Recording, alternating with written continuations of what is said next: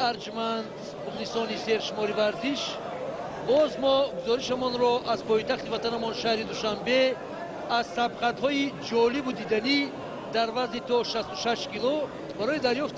نشانه برنجی چمپیونات سراسری کشور در سال 2019 منظوری شما میکنیم. اینجا حالا رجبوف و کریموف بازمایی را آغاز کردند. رجبوف با لباسهای سفید و کریموف با لباسهای کبود در دقیقه‌های اولی سبقت. هر دو پهلوان هم هرچند که خوب در چندین سبقت‌ها پیروز شده باشد هم ولی نتوانستند به سبقت فینالی راه یابند و اکنون برای نشانه برنجی حالا با هم آزمایی میکنند. و آزمای امروزه پهلوانان وزن‌های 60 66 و 73 خیلی هم جالب بود. خیلی هم چهره های نو در این میدان پیدا شدند که شاید در سال 2020 در مسابقه سطح بین المللی و جمهوری شرف کشوری عزیزمان را حفظ نمایند و این البته از کار خوبی بسیاری مربیان، مرکزهای ورزشی، مکتب‌های ورزشی درک می‌دهد که امروز توجه و کاری بسیار کارمندان ساحه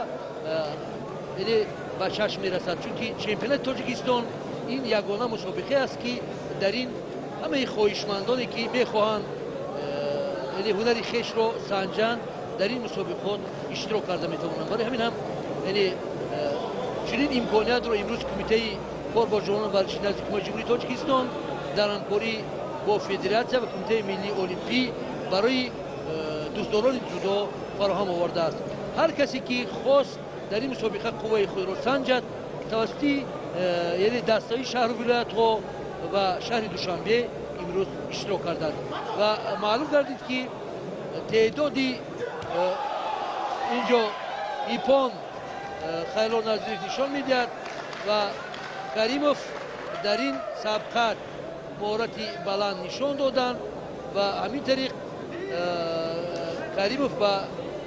گرفتنی البته ما نمیتونیم باید داور اول